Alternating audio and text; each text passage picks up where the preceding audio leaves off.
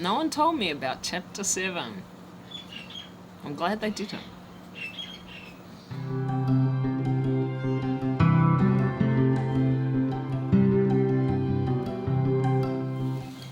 G'day, welcome back to my channel. I'm Kathy and today we are going to talk about Bonehunters, the 6th book in Malazan the Book of the Fallen series. And as you will have noticed, I am recording outside because it is summer here and it is just too beautiful to pass up. I thought it wouldn't hurt to change it up a little for you guys. Oh, okay. My puppy is really dirty right now. She decided to dig and it is wet from her paw and she is soaked. Wow. Yeah, I don't want her to go inside now. Anyway, all right. Now before I start with the review itself, I wanted to bring up a couple of things. First is that I have been speculating a lot about the name of the title of the series, The Book of the Fallen. Initially, when I first started this series, I thought that meant the fall of the Malazan Empire. But as I've read more in this series, I changed my mind and I thought, I don't think that's what it relates to. I am wondering, and I've come up with 2 possible theories, and please don't tell me which one is right or not. I will find out at the end, I hope. But either it refers to the fallen gods, because there have been gods who have fallen, such as that god of war whose name escapes me.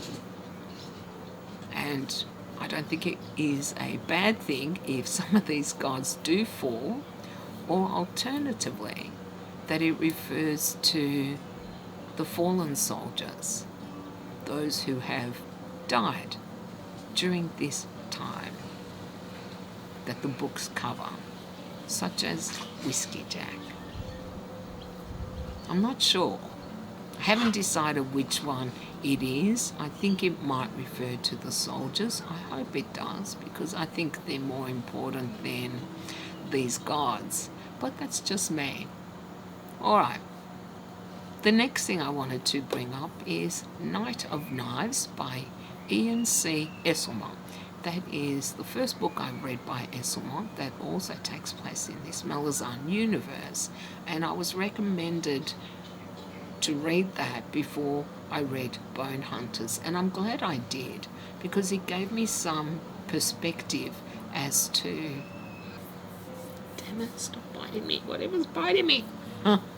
Something's biting me, so I'm getting a bit itchy here. I might have to move in a minute. I'm glad I did read it because it gave me some perspective and background information, which is referenced in the Bonehunters. Information about the significance of Igatan, for example. There was also some characters that we met in Knight of Knives, which we also see in Bonehunters. I really enjoyed it, actually. I am determined now to read all of Esslemont's works, but not until I finish this series. And I absolutely loved how he described the Knight of Knives in Malazan City, I think it is. That was just so cool, with the fog and the hounds baying. It really had a wonderful atmosphere that kept you on the edge of your seat. And I love some of the characters that we met as well. I've forgotten his name, one of the soldiers, the main character actually, who was at Igatan. It also gave us a lot more information about Dasim Alta, who we have heard about but never really seen or learned much more, except that he was, what was it, I always forget these titles. He was the sword, I think. No, that's not the right word. I think you guys know. I'll put it on the screen anyway. Regardless, all of this background information did help me put some of the events in Bonehunters into perspective. And I love that. So I highly recommend reading Knight of Knives if you haven't read Bonehunters yet. I think it will really add to your experience. Okay, let's move on to Bonehunters. I loved this book. I'm going to say it up front. Yeah, I just loved it. And there were 2 chapters for me that really stood out. Chapter 7. Apparently, because I learned this after I finished the book, this chapter is infamous, very well known in the fandom. But of course, I didn't know anything about it, so I went into it completely blind, which is how I like to read books. I like to draw my own conclusions without preconceptions. And that chapter was just chef's kiss. That one was so well crafted, so impactful. There were so many things I loved about it. But I'm not going to go into it now. I will get into it in a little bit. I just wanted to mention that I'm glad none of you spoiled it for me, because I think I enjoyed it so much more not knowing what to expect. I also loved the second last chapter, and I think that's chapter 23. In Malazan City, that one was magnificent as well. I think these 2 chapters, 7 and 23, I'm going to call it, are probably my favourites, other than the chapter regarding the chain of dogs near the end. So where to begin with this massive book? Let's start with Meppo and Icarium. I love these characters. I know some people find them boring, but I just loved that friendship between them, especially knowing Meppo's role was to protect the world basically against Icarium. Yeah, and we actually do get to see Icarium at his worst, you could argue, in this book, which was so illuminating. And Meppo, poor Meppo, I actually thought he was dead when he fell. Especially when I'm reading about Icarium with, is it Tarolac Veed, who was so slimy, and I think that was very deliberate, especially the way he slicked back his hair. But the way Tarolac was talking to Icarium, I thought, hang on. This is how Meppo was talking to him, except, of course, they were trying to make Icarium remember. When I say they, I mean the nameless ones. Yeah, the nameless ones. I'll get to them in a minute. But the nameless ones in Tarolac were trying to get Icarium to remember everything and to unleash him as a weapon. Regardless, Meppo's heartbreak over losing Icarium, even Icarium feeling that loss, and he did feel it even if he couldn't recall all the details, even that was heartbreaking. But seeing Icarium unleashed what he did at the throne, oh wow, I don't know if I want to see what he's going to do in the future. He is clearly incredibly powerful and dangerous. He could wipe out civilizations, and I think he has. We've been given hints about his history, about how much destruction he has caused, but seeing it firsthand makes it real, and you realize he is incredibly dangerous, and there is a reason why he shouldn't recall all his memories. I don't know if I actually fully agree with that though. Forcing him to forget, adjusting his memories because we want to protect the world, that's all well and good, but does it give Icarium ever the chance to learn from his past if he's constantly having his memory changed? From what I've seen of this character over this series so far, I think we're not giving him enough credit, or the nameless ones are not giving him enough credit. It may be for good reason, but I just don't like the idea of anyone messing with our memories. Our pasts shape us so much that I think without our memories, we would never be complete as people, and clearly Icarium isn't either. But even worse is that he's being manipulated all this time by the nameless ones, who we don't know, except for those that perform the ritual. Clearly they have had a hand in Icarium's life, let alone how many other incidences in this world. Now, I did love that scene in the prologue involving the nameless ones and that ritual unleashing this creature. Wow. Yeah, that was good in some ways, but not in others. And also, spite and envy. We've met Lady Envy. I couldn't remember if it was spite actually.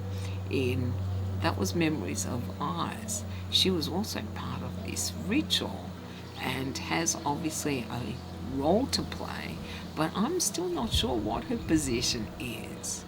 We met her later when did she rescue Mappo and Crocus?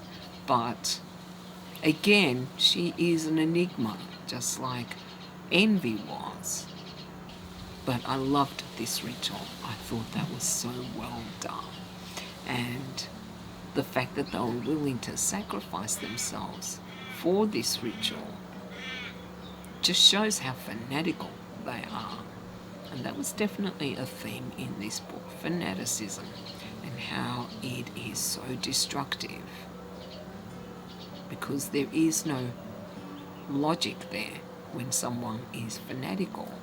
They can't think clearly. They don't allow room for any discussion. The other two scenes in the prologue regarding Hellion, I think, is one, and the other character, I can't remember his name, clearly because they were in the prologue. You assume they're going to play a major role in the book. They played some role. I don't think it was as significant as the ritual itself and the release of this creature, which I still don't fully understand why the Nameless Ones released it. This is a very powerful and dangerous being that just kills for no reason and is power hungry and has the potential to become a despot in this world, and yet they released him. That never made sense to me. I still don't fully get it, why that happened. Perhaps it's something explained later, or perhaps it's something I missed. In a 1200-page book, I expect I missed quite a lot. Let's move on to Crocus, Heboric, Solara, and Malazan the Younger. I'm still bored with the character of Crocus. I do not find him all that interesting. In this book in particular, he didn't really fit Cutter. He fitted more Crocus that we met in Gardens of the Moon. Just a young man, confused, trying to find his way, I guess. Though I did like his interactions with the other characters. And Grey Frog, I forgot all about him. Yeah, I loved Grey Frog. He was the best part actually of that troop, though I really liked Solara as well. She was a strong character who, despite being so horribly abused, has come out of it even stronger.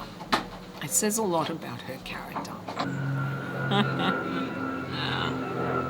Everything's conspiring against me today. It's not my dog. It is insects or it is planes. Solara's interactions with Heboric, whilst I really loved the conversations, they were so depressing because they were so negative and cynical. And Heboric is, I don't know what to make of him in this. He just seemed insane to me. And obviously he was hearing voices. And that scene where these giant hands appeared seemed so bizarre, bringing in all these souls from where? I cannot make heads or tails of that. And that's, I think, regarding the jade statues. I don't know what that is, and I guess we're not meant to know yet. It's probably something we will learn in the future. But when they were all killed, I couldn't believe it. I was like, what? It just came out of nowhere. That really shocked me, and I thought, oh, it's so typical of Erikson to just kill off these major characters. However, when I found out that Crocus and Solara had survived, that didn't seem so realistic to me, even though the Telani mass who attacked them were looking to take Malazan the Younger and kill Heroic since he was the greatest threat, like Grey Fog. I thought, why wouldn't they have ensured that they killed everyone? And they didn't. Lorik coming back was really good, and yet, whilst I loved him in House of Chains, I did not like his sanctimonious attitude in this book. His judging Solara for not wanting to keep her child. I know that was partly because of his background, because of his upbringing, but it was also very narrow-minded. Not everyone is suited to being a parent, and sometimes they shouldn't be parents, and Solara clearly thought that she shouldn't be. But that might be a reflection of, is it the Tis Liason that he is a part of? Because they also seemed extremely judgmental and, holier than thou when we met him previously in House of Chains. I should also mention the Sky Keeps, the Kachan Imal. I'm still not clear on what is happening with those, why they are there. Are they looking to attack someone? Are they looking to attack this world? And it seems that there is also conflict between certain groups in the Kachan Imal, short tails, long tails, right? Yeah, there's just so many elements to these books, it's hard to keep it all clear. But I did like that visual of this Sky Keeps. And I love those scenes with Kalam and Quick Ben, and I can't remember his name now. Gessler's mate, Sergeant. I don't know why it's escaped me. But those scenes were really, really good actually. And I love how it was this other soldier who convinced Quick Ben and Kalam that really they've done all they can. What else can they do? They should go back to war. Quick Ben. I love Quick Ben. He is so arrogant though, but I still love him. And there was that scene that was described by his sister when he was only young, and the dolls, and that Quick Ben was laughing his butt off as she's chasing him. I thought that just said everything about Quick Ben. He's mischievous, irreverent, arrogant, conceited, and yet brilliant as well. And I love seeing how powerful he is as a character, but also seeing the human side of him in his interactions with Kalam in particular. You got to see that, yes, he might be very powerful, but he's still just a man, though he is coping with a lot of other souls that have been kind of merged into him. I'd like to see how much that actually has affected him, but I'm not sure if it has. Just based on what he was like as a child, I think he was always like this. And that scene where he takes on the Ida on the ships, that was so cool. I loved it. He even took on Icarium, but he lost there. And I have to wonder what bargain he struck with Hood. We also got to see Calimbad and Dancer, or Cotillion I should call him. Now Cotillion is growing more and more and more on me throughout this series. He seems much more honourable than I would have thought at the beginning, and I also find that he has more compassion, more feelings than the old Emperor. Shadow Throne isn't completely crazy, but there's definitely an element of insanity to him.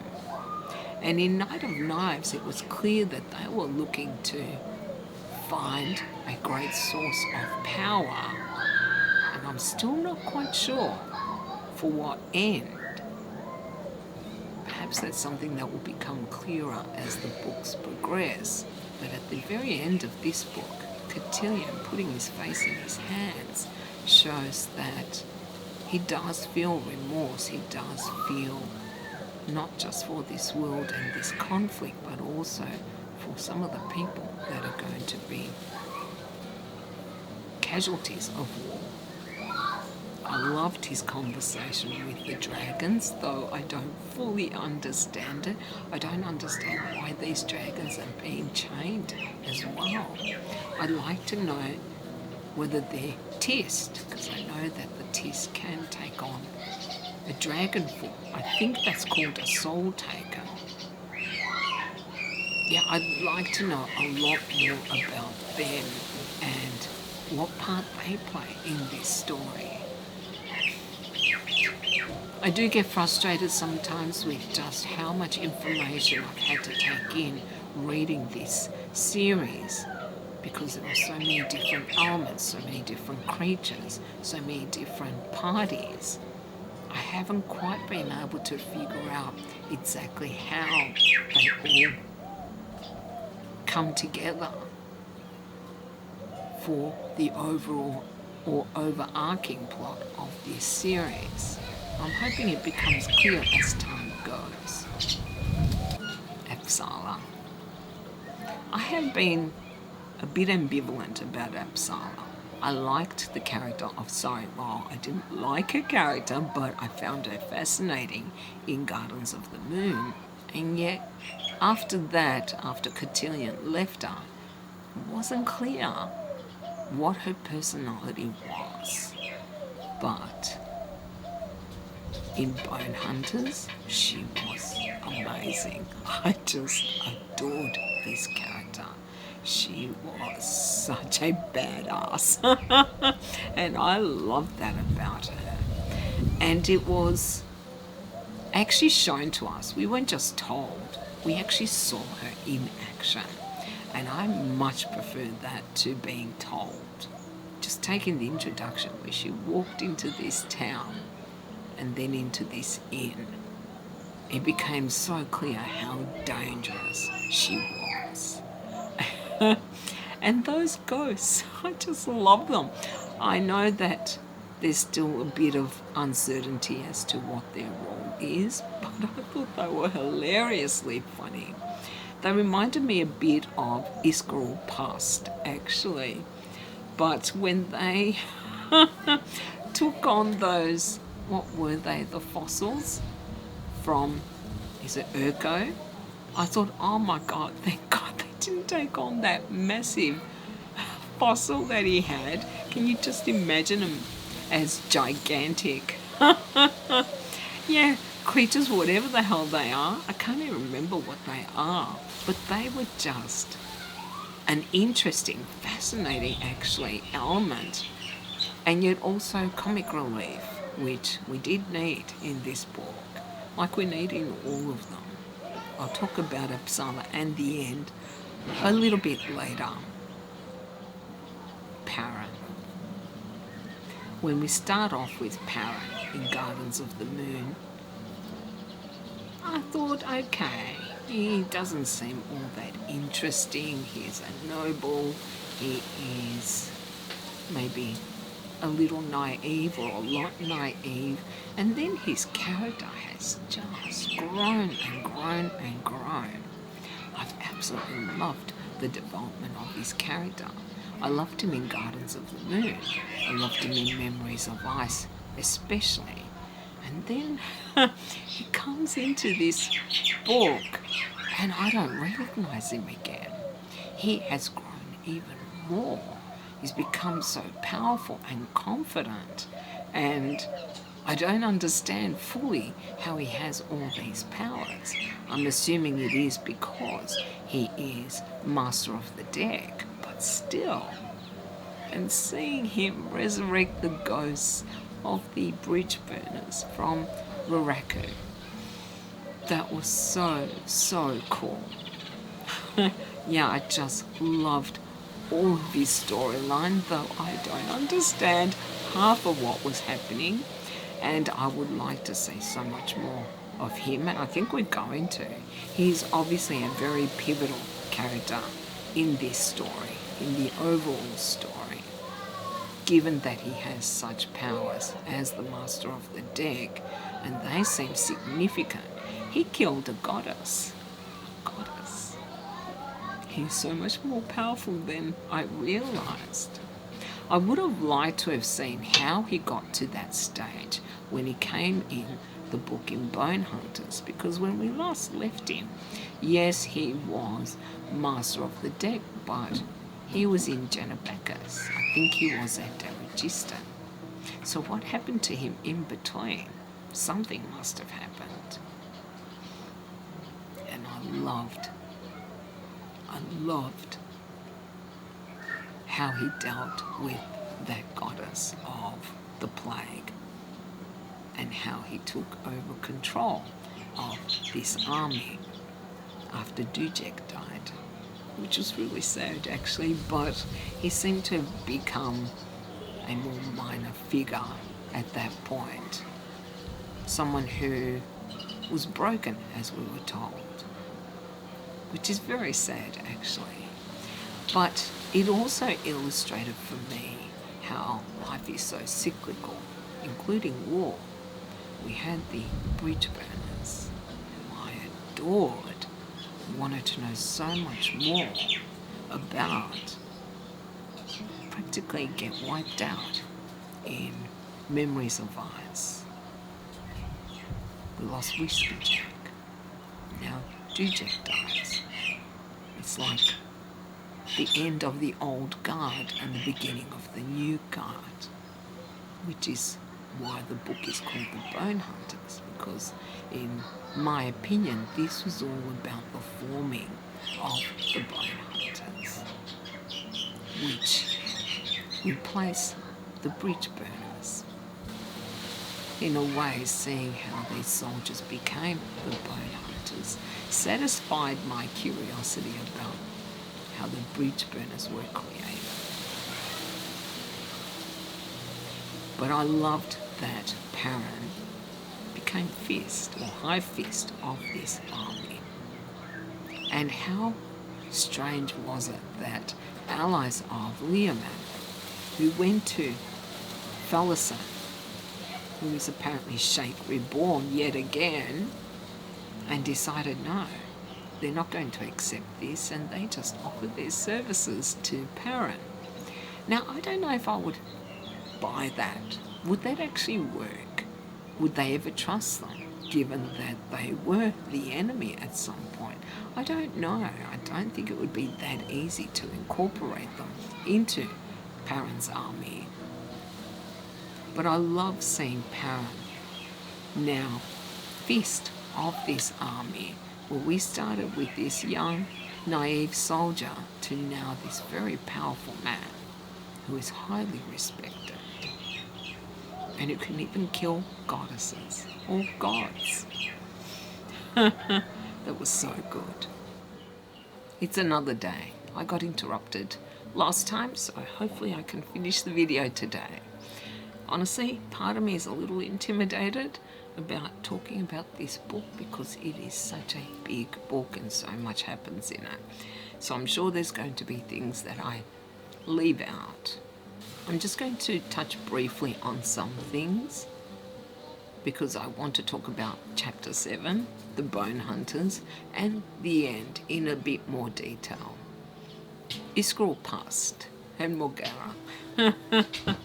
Those two are hilarious together.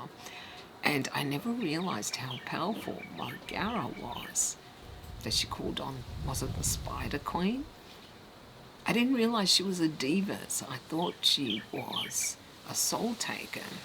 I don't know what she is really, but the interactions between her and Iskral are just so funny.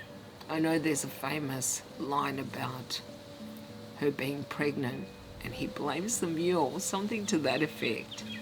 And I just loved their banter. It just, I guess, calmed things down after they got quite emotional or powerful, such as Mappo being close to death and his healing seems so severe, seems so, I don't know what to call it, so painful.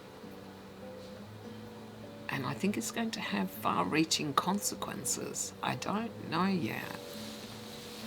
I think I spoke briefly about Lady Spite or Spite in the first part of this video. And it's clear her and Envy have a rivalry. Exactly what that is, we don't know. But I didn't realise that there was also Spite as well as Envy, and they're both daughters, I believe, of an elder god, the one who is chained to Anomander Rake's sword. So I can't quite figure out what Spite's role is in this. I know she's looking to get Mappo and Icarium reunited, but given Icarium's actions at the throne, can he come back to who he was before? Should he come back? I suspect actually that Icarium is going to be different to the character we knew, say, in the Deadhouse Gates. I think he's going to be more aware of what happened and hopefully, practice some restraint and not just let go of his rage. Trall and Onrak. I really loved this pairing, but we didn't really see a lot of them, except that they were defending the throne against the Edom. Yet Erikson is bringing together all the storylines from the previous books into this one, though there are still a few threads to come into this overall story. We haven't seen Anomander Rake, for example, or Caladan Brood, or Calor since Memories of Ice, and I suspect they're going to play a role in this overall plot as well. And speaking of the Edom, I called it in Midnight Tides that the path Rulad has laid out for the Edom is going to lead to their, at least moral destruction. The way they were described in Bonehunters, they are monsters. Monsters. The cruelty that they displayed, the torture that they put people through, they're just horrific and quite different to the Eda that we met in Midnight Tides at the beginning anyway. I'm not talking about Scarabandi. He obviously does have, or had, that capacity for betrayal and cruelty. But the Eda seemed to be much more moral in Midnight Tides until Rulad became the Emperor. And how funny is it that they're seeking champions to fight Rulad? I'm assuming that's because Rulad wants to die and the cripple god won't let him. And they're bringing Icarium as well as Kasa. Oh, Kasa. Yeah, he is becoming one of my all-time favourite characters in this series as well, because he has grown so much and he shows it, particularly in this book. But his introduction, he's just so hilarious at times. There was a scene where he was talking, I think, to Sama Dev, who I absolutely loved. And he said something to her about the Malazans, that he has no quarrel with them anymore. But if they have a quarrel with him, then he'll just kill them all. That is just so Casa. The arrogance that he can kill all the Malazans. And yet later in the book, when he meets up, I don't know who they are. I think they are an offshoot of the Ida. And he discovers that they are being terrorized by the actual Ida, Rulard's Ida. A speech he gave to them showed so much growth in Casa as a character. I've got the quote here. Cast off your shame, all of you. Cast it off. Slayers need no reason to slay. It is what they do. That you exist is offence enough for such creatures. That to me epitomises his growth throughout these books. A character who was just looking to slay, to kill the children, and yet he recognises that is an immoral stance, that it is just fundamentally wrong to kill for no reason. I love that line because it just shows me who Casa has become. And I love his relationship with Sama Dev. She is such a sharp contrast to him. She is more scholarly, more cautious. Casa knows no restraint. He really doesn't. But I think she's a good balance for him, a good foil. And I'll say it again, Erikson has these amazing pairings in these books that you would think are such unlikely companions, and yet it works. Because we do sometimes like what is different to us. And Casa fighting that latrine demon, whatever it was, I can't recall now. And what does he do? He throws away his sword. He's going to fight it with his bare hands because that's a challenge for him. I'm very curious to see any confrontation between him and Roulard, or him and Icarium. I don't know how that'll work out, actually. I think he'll lose. It seems Icarium is extremely powerful. I don't know if he can be defeated. I did also want to mention Malazan the Younger and this cult. I'm going to call it the death cult because that's what it seemed like to me. Gathering all the weak, the sick, the lame, the injured, all the outcasts, usually, of society, who are usually excluded because they're different, because they're weaker. It's no surprise that they flocked to her. And whilst we are told, again, we are told, because we did not see the cripple god in this book, we are told that everything that happened with Malazan and this creation of this cult, this death cult, is on behalf of the cripple god. I'm not convinced yet. I don't see what purpose there is to that. I need to learn a bit more before I'm convinced that this is something he is setting up. I think he may have wanted Malazan, but for what real purpose, I'm not sure. And one of his minions going to Terra Barolta, later in the book, the leader of the Red Blades.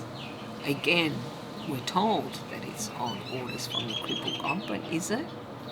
Yeah, I just don't take anything on faith anymore. I need more information. The 14th Army. I really want to talk about Chapter 7. I think I've mentioned already that I wasn't aware of this chapter before reading this book, and I remember just being on the edge of my seat as I was reading it. The scenes that Erikson described were so horrific. Just underscores for me how horrible war is, how devastating it is. But more than that, what Leomund of the Flails did at Ygardam sacrificing his own men, drugging them, and convincing them to become suicides, to destroy the Malazan army. For what? For spite? It wasn't like those tactics were to allow his army to escape. He sacrificed them all so he could escape. What an horrific human being. What an absolute horrible monster. I hope his name is cursed throughout the generations in 7 cities. It deserves to be. What he did to his men is unforgivable. Unforgivable. And such a horrific death too for them. To die by fire. He set this city aflame for no other reason than to spite the Malazans. That's what it seems to me, and to cover his escape. And then the Malazans. You know, we started that whole scene, that siege, with Crump, the sapper, setting off the charges early, then running away, and all the sappers fleeing because he set them off too soon. And I laughed. I thought it was hilarious. I did not expect to become as dark as it did become. I did not expect so many to die, and by fire, with no escape. There were so many small acts of heroism in that chapter as well. Just small little scenes of very minor characters doing something to protect their fellow soldiers. It was just so well crafted, this whole chapter. It could have been a short story in itself, because it had everything you would want. It had anguish, pain, it had heroism, honor, it had betrayal. So all these soldiers are dying because the city is aflame. And my beloved fiddler is there. And I thought, he's not going to get out. He is not going to get out. But when he went into that temple with the other soldiers, such as Hallian and Gessler and all the other sergeants and the few soldiers that are left, and they see Korab, who stayed behind. I have to mention Korab. I thought he was hilarious in, I think it was House of Chains. He was so lucky in that he seemed to avoid death so often, and yet he was so fiercely loyal to Leomund.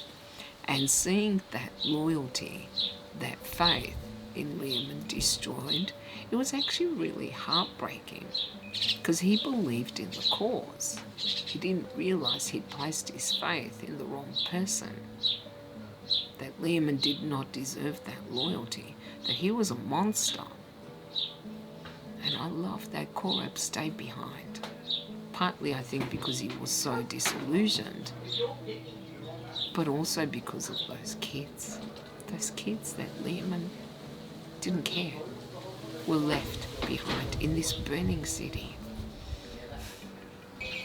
And then our heroes. And I should mention that it was Truth's sacrifice that allowed these soldiers to get into the temple. That was so heartbreaking.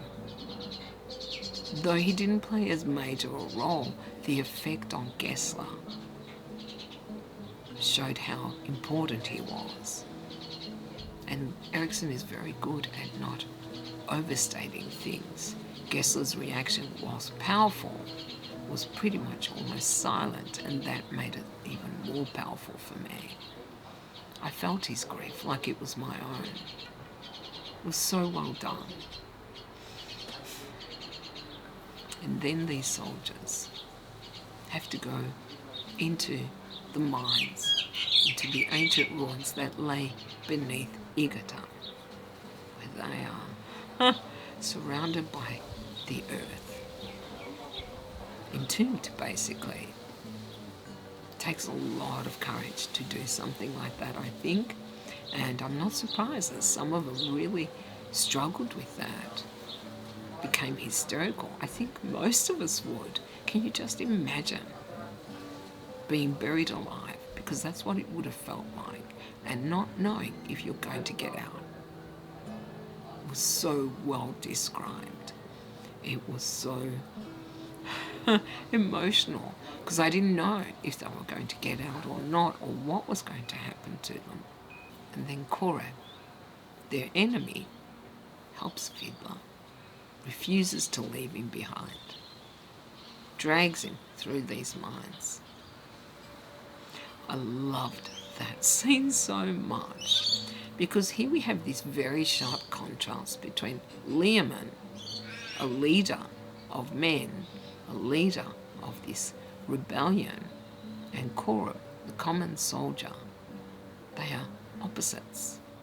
One is extremely honourable and faithful and loyal, and one has no honour, no loyalty.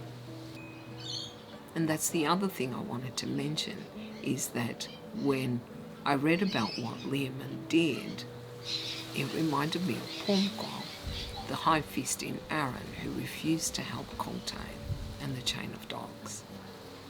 And I thought, it doesn't matter which side you're on, you will get people like this on either side, though of course their reasons for not helping or for sacrificing their own are quite different. Pormqual was a coward. Leomund was an utterly selfish human being who didn't care about anything but himself. And I love this description of this journey in the earth that these soldiers go through. Now, their honey dreams, or their honeydew dreams, I don't know what to make of those, though we did get to see some backstory to some of the soldiers. But that scene at the end, where a hand is thrust through the soil, through the earth, and the captain sees it, Captain Farad'n. That was so vivid and so powerful. I was half convinced that most of them weren't going to make it out of the ruins beneath the city. I thought they were going to be entombed there. So I was so happy to see Farad'n there, and she surprised me, this captain who had a terrible introduction to the 14th. Her behaviour by stepping on the scorpion obviously put everyone's back up, and yet she proved all of them, including me, wrong. Her disobeying orders and following this young girl to find her men showed me that she had the makings of a great leader who thought more of her men than following the rules.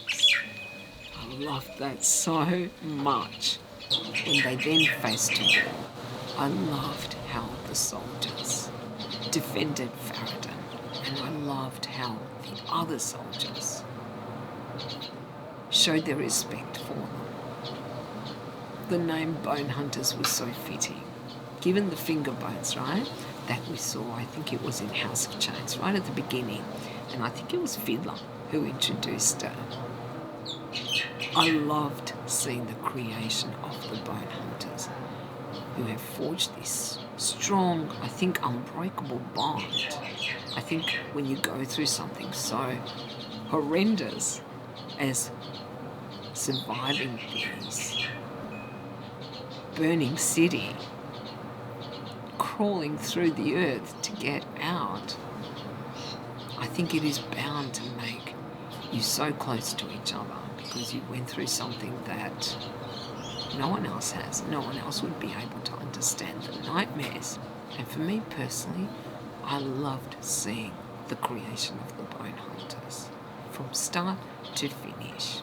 It was something I wanted to see with the Bridge Burners, but we came into this story, into this series, with the Bridge Burners already a very tight-knit unit. And we've heard a little bit about their creation, but we didn't actually get to see it. And that was one of my favourite parts in this book, seeing that, witnessing it. It just reminded me that life is cyclical. these things come full circle. The bridge burners were created in Morocco. They were killed, they ascended, and then a new group is created, the Bonehunters. And I can't wait to see more of what they're going to do in the future, because most of the Bonehunters are just regular soldiers, just your regular people. They don't have extraordinary skill, except for Bottle, of course, who is bizarre, and I still don't know what is going on with him, who he is, what powers he has. But most of the soldiers are just soldiers, just regular people, the ones who are usually killed in battle. Lestara, Yell, killing Terebrata. I'm so glad she did. I am really glad she did. It kind of fits with her character. In House of Chains, I saw someone who was starting to doubt some of her choices, some of her decisions, killing all those people in the inn, which I actually remember very vividly in, I think it was Dead House Gates. And here, she actually did raise that, because it was a horrific thing to do. What, leave no witnesses? Why? These people hadn't done anything to deserve that. So I really like seeing this change in her character. Apsala. I almost forgot Apsala. How could I forget her? She was magnificent in this book. I absolutely loved how she was described, how she behaved throughout this book. With so much more honour than I ever expected, and yet so powerful, so skilled. Her shadow dance was apparently even better than Cotillion's. I just loved her storyline in this. I loved how heroic she was. I loved how she has developed into this very powerful being. Scary and yet very honourable. Throughout this book, her scenes were some of my favourites. Her scenes at the end I'll get to, because I want to talk about chapter 23 separately. But she was a fantastic character, and those two dead dragons, whatever they were such a good contrast to Apsala. They kind of made her more, or seem more human, I should say. So now let's talk about that second last chapter. And I think it was Malazan City. I think. I could be wrong. Where there was going to be this confrontation between Tavor and Empress Lesnine.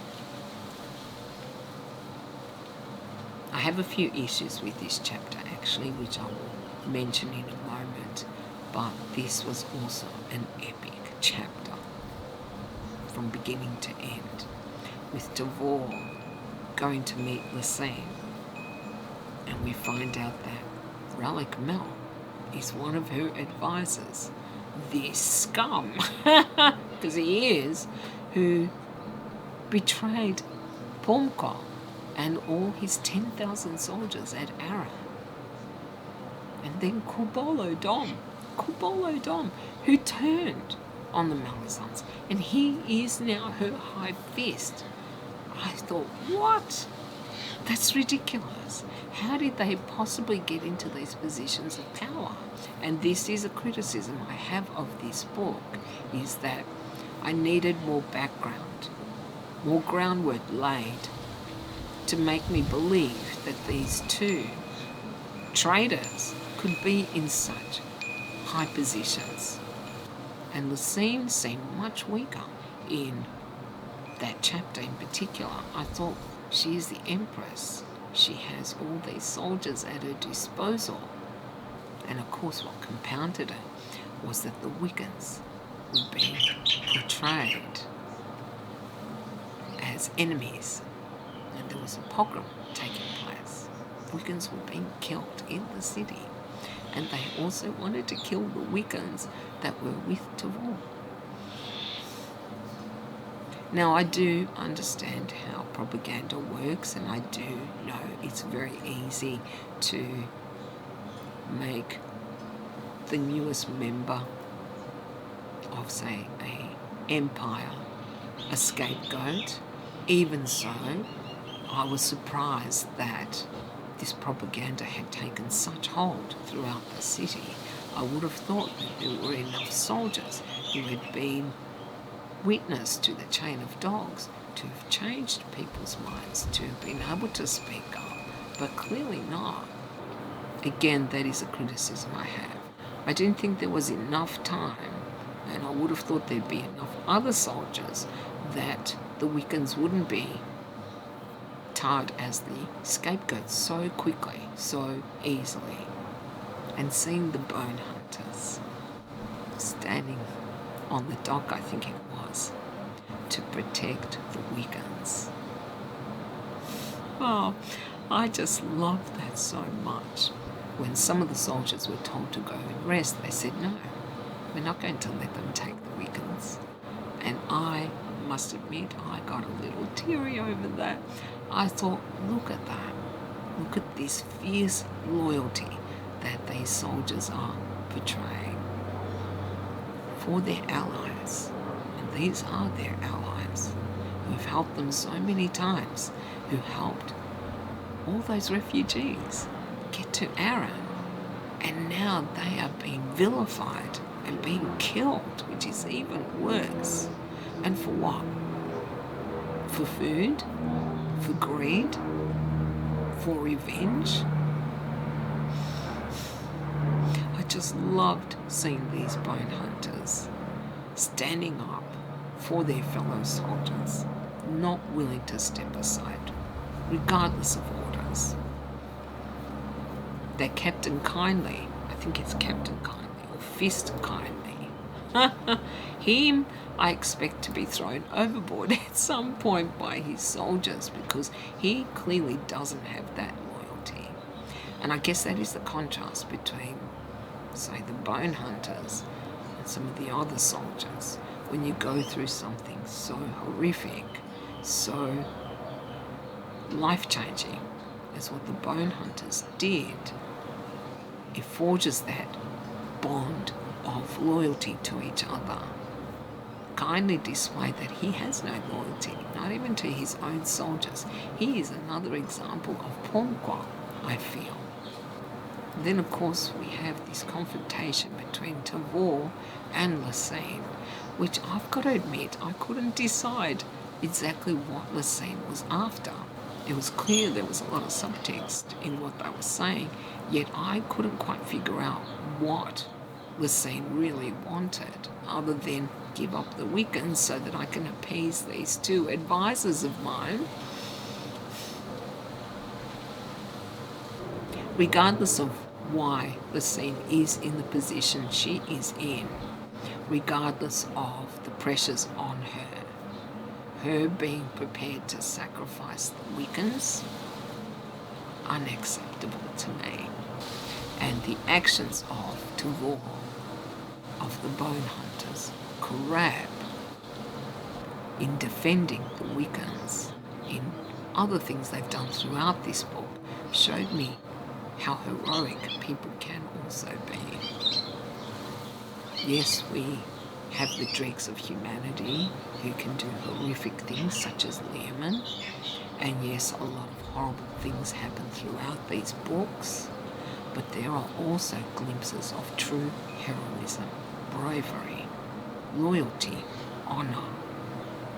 And that, I think, is why I love reading fantasy, high epic fantasy in particular, heroic fantasy.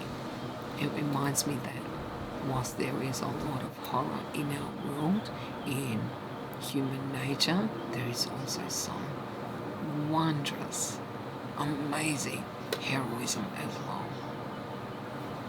Honour as well. And I would argue that this series is not dark. It is a reflection of our humanity, the good and the bad. You need both to show balance, because we're not just one and we're not just the other. We are both. And I have to mention Kalam escorting Tavor and her partner. I can't remember the woman's name now. Damn. Now, there was one scene that I thought was a little clumsy on Erikson's part, which I've never thought before, where Tavor did not say something about loyalty, so Kalam questioned whether she was loyal to them. I didn't think that was needed, and I thought it was a little heavy-handed of Erikson. But I love that eventually Kalam did choose to escort her back to the docks. And his skill, oh my God, his skill.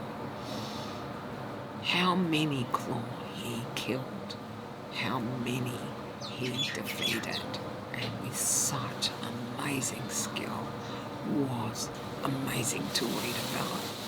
In a way, I would have loved that scene to be on the screen so I could actually see it, not just read about it. He's already shown before just how good an assassin he is, how skilled and talented, that even Pearl actually acknowledged them. Watching him, he got scared at how good Kalam was, and he knew he couldn't defeat him. So what did he do? He killed him by poison. Oh my God. Wow, what a cowardly act. How much of a coward was he to do that to Kalam? He did not deserve that. And he better not be dead. I want him to live. Yeah, I don't want Kalam to die. Whilst he may not be one of my favourites, he deserved a lot more than that. And Pearl is just so dishonourable, so cowardly. He deserved everything Apsala did to him. Everything. And here we are thinking Kalam is just incredible. And then we see Apsala is even better. However, I had to remind myself Apsala is ascending, if not an ascendant. So she has more skill, and she should. Kalam, though, wasn't an ascendant. But he has already shown many times just how good he is. And I love how hard he tried to save Tavor. And her partner tried so hard as well to save Tavor. And the whole time that they are running through the streets trying to get to the docks, I swear I could have heard Fiddler's lament. Fiddler playing the fiddle. I swear I could hear it. It was just so well described, and it made these scenes so much more poignant, powerful, epic. But it was such a well-written chapter. It was magnificent. I was holding my breath half of the time as I'm reading, trying to find out who's going to make it and who isn't going to make it. But those scenes throughout the streets of the city were even better for me because I had read of a similar scene in Night of Knives. I felt like I knew these streets, I knew where we were going, and seeing also some of the characters from Night of Knives in that chapter was fantastic because I thought, I know who these are and how significant they are. Shadow Throne also. Yeah, I can't make up my mind about him. Sometimes I think he's insane, and sometimes I think he has a very deep plan that we're not privy to. I just wanted to finish by saying I absolutely loved that chapter at the end regarding Tavor and Kalam, the wiping out of the claw. Good riddance. Yeah, seeing the scene diminished, obviously struggling to get out from under Corbolo and Malik Rao, seeing the fierce loyalty of the Bonehunters, of Tavor, seeing Quickben fighting Icarium.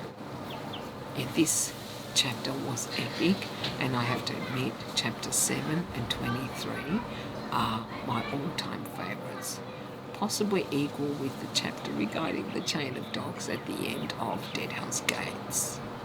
Yeah, they just blew me away. There was something really special about them. But like all the books, this one has left me with a lot of questions as well about this conflict between the gods. I want to know exactly what is it? What has created this conflict? Is it the crippled god? It seems to me that for the people of this world, the major conflict is going to be the Ida against the Malazans, or at least Tavor's forces. I don't know what Lassine's going to do. Who is Barathon the Blacksmith? What role does Spite play? What about Heboric and his giant hands, or the jade hands? What about is it Erikson, the one who helped Quickben? What promise did Quickben give to Hood? So many questions, yeah.